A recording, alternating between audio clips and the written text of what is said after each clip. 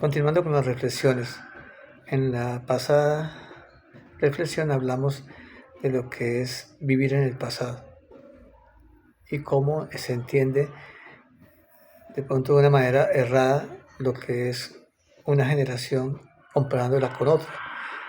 Y casi siempre la gente dice que la generación de él fue la mejor. Y a eso quiero referirme en esta oportunidad, teniendo en cuenta que vivir en el pasado es precisamente eso. Pensar que el tiempo no pasa, que las cosas no cambian, que no hay evolución y que simplemente la época fue mejor. Pero el ser humano ha vivido en diferentes épocas, en épocas conflictivas, de guerra, en épocas de problemas económicos, de situaciones difíciles y pues situaciones que se han superado para que hoy la gente viva mucho mejor. De eso se trata, es un proceso de evolución. Entonces, las generaciones siempre han existido desde que está el ser humano, ¿cierto? Cada determinado tiempo las costumbres se cambian, hay avances, hay culturas diferentes y eso hace que las generaciones sean diferentes. Pero en lo que vamos a hablar hoy, en esta oportunidad son las generaciones a partir del siglo XIX y generaciones a nivel mundial, no a nivel nacional. Lo que sucede en el mundo, en cada generación. Entonces, la generación que primero se habla en esta oportunidad, se hablará, es la generación perdida. La generación perdida, los que nacieron entre el año 1883 y el año 1900. Entonces, esas personas que nacieron en esa época nacieron y crecieron durante la Primera Guerra Mundial. No fue un buen entorno para ellos, fue una situación muy difícil. Después de enfrentar una guerra, se enfrentaron también a una depresión económica, escasez de dinero, escasez de empleo.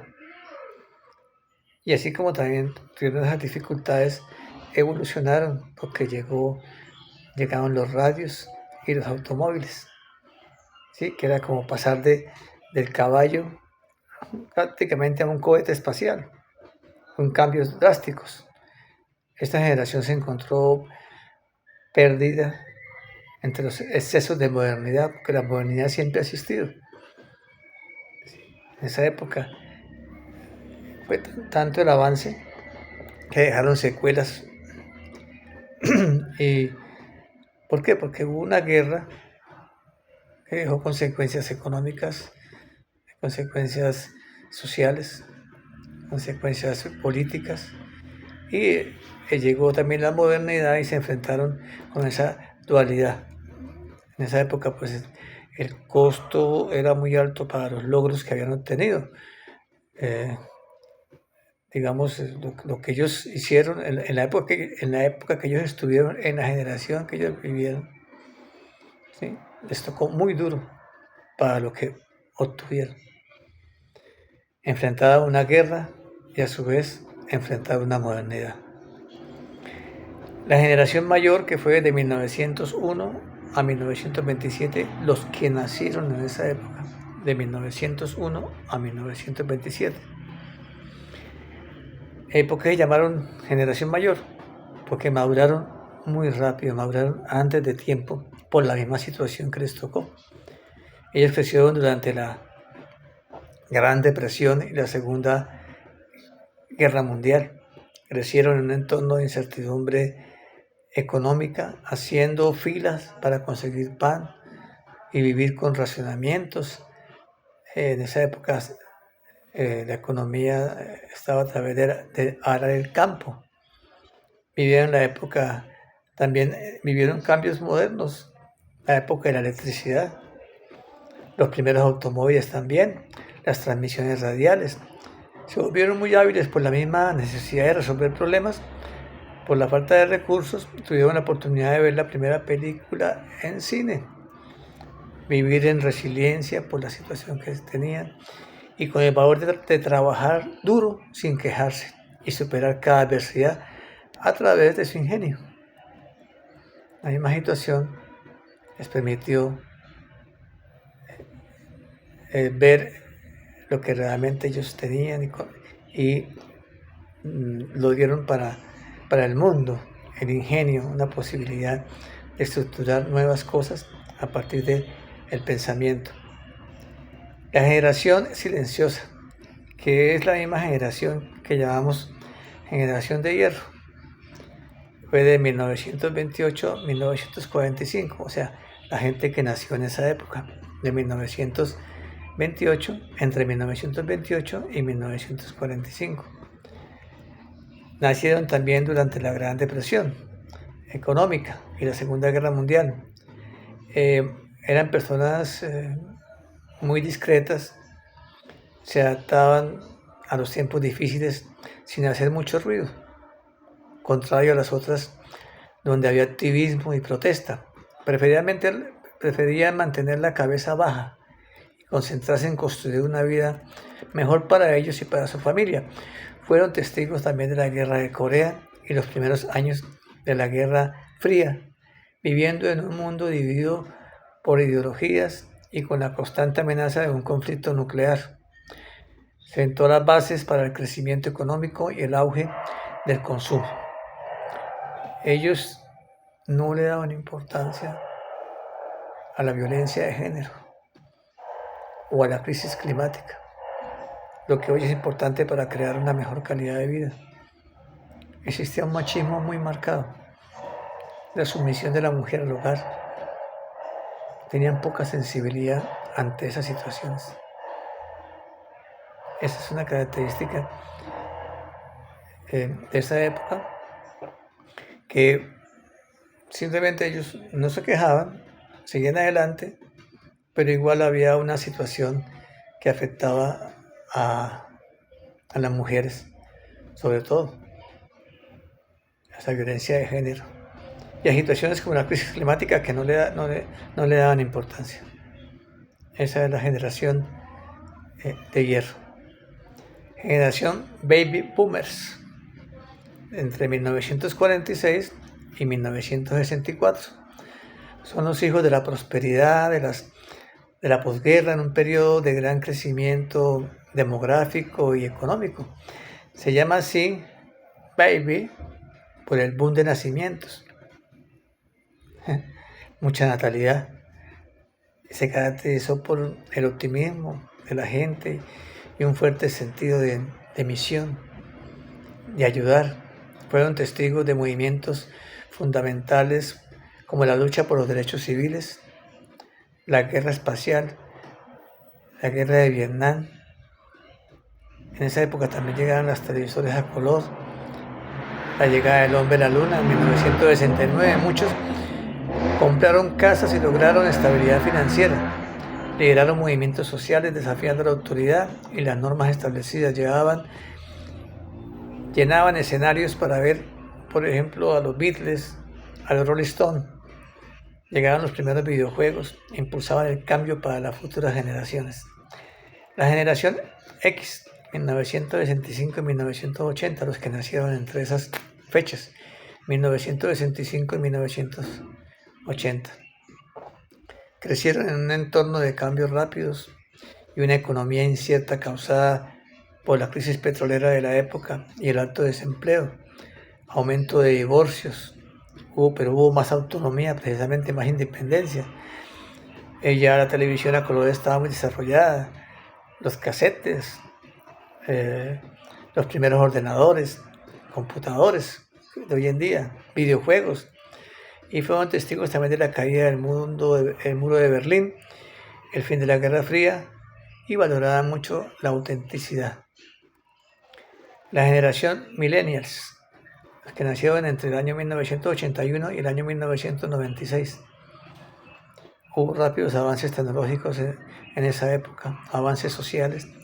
Los computadores ya se tenían en la casa, ya se pasó de los VHS a otras tecnologías más avanzadas, el internet de banda ancha, eran adaptables al cambio rápidamente.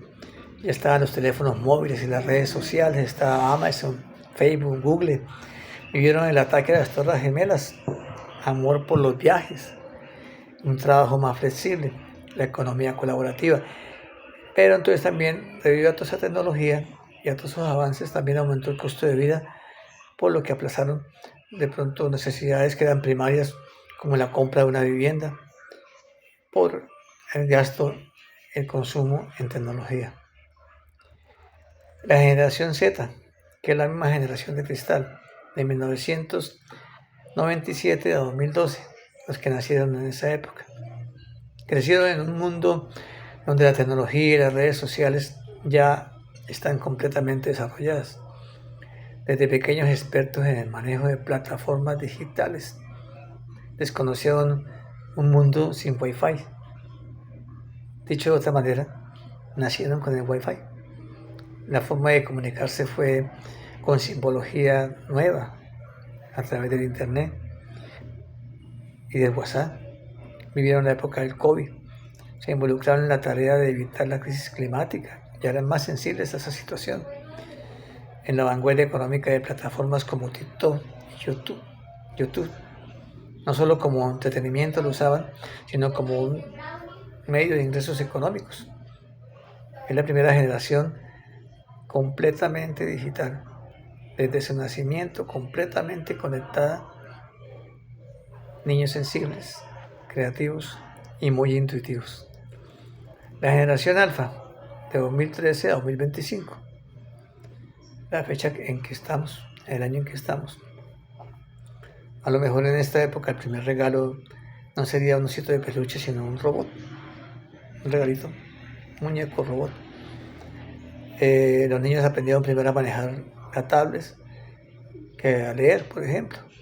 Juegos, como por ejemplo jugar a desafiar un asistente virtual o a tener carrera con drones, ayudar a resolver problemas a través de la inteligencia artificial.